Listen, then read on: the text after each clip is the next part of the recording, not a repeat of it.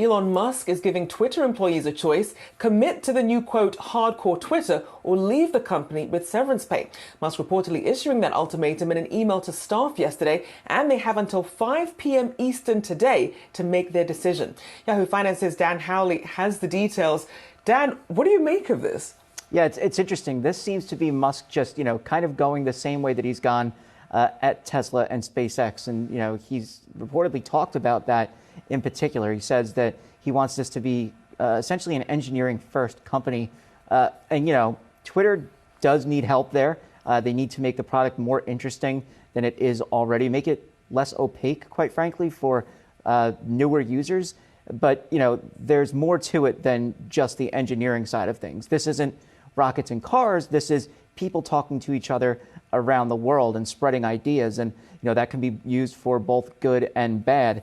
And I think that's something that he really needs to take into account here. Now, as far as the people that are, being asked to stay or go, he says that they need to sign on by 5 p.m. Thursday on whether or not they want to do that. If they don't, then they get 3 months of severance, and then that's it. He didn't, chastise people for making a decision one way or the other. He thanked them in this note. But yeah, this seems to be the same way that he was pushing employees at Tesla. And, yes, they pulled it off, but you have to imagine what that did to those employees as well. And Jim, we're getting new details today just in terms of maybe what Twitter will look like down the road in terms of leadership. He made some interesting comments just about he might not necessarily be the person that's running Twitter in several months from now, which caught me a little bit by surprise. Yeah, it's interesting because he, kind of came through, took over the company, didn't want to. Originally, he was on the board, then he was off the board, then he was going to buy it, then he wasn't going to buy it, now he's got it. And, I think it comes down to where he really sees the company going. I think at this point, he's got how many companies that he's, working with? There's Tesla, SpaceX, Neuralink, Boring Company. Yep. Goes on. Yeah. I don't know how he has time for all of it. I don't think he does. And I think that's what's going on here is he realizes that he can't do all of these at once and give them all his full attention. When it comes to Twitter, this is a company that he's trying to completely turn around. They've lost money 4 out of the last 6 years.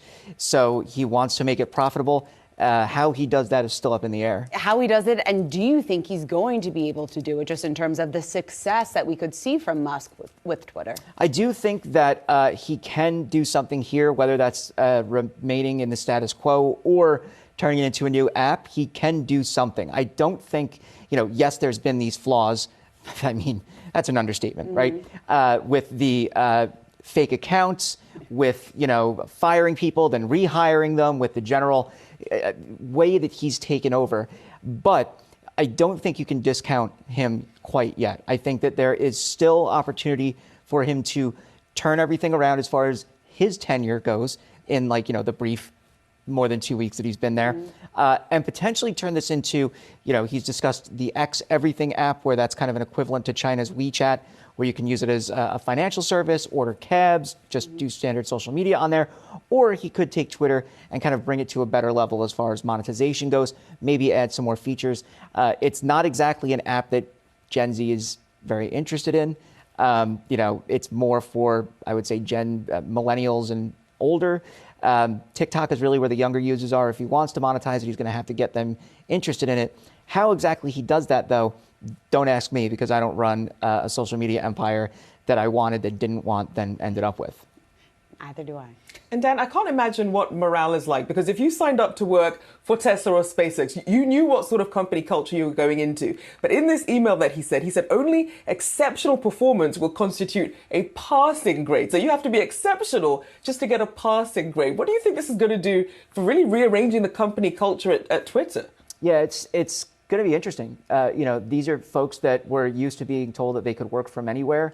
That was the culture under Jack Dorsey. And it kind of led forward. I think one of the issues that they're going to face is, can they live up to Musk's expectations? And those tend to shift, right? He'll say that a product is coming out, in a year, and turns out it's not coming out in a year. It's going to take 2 years.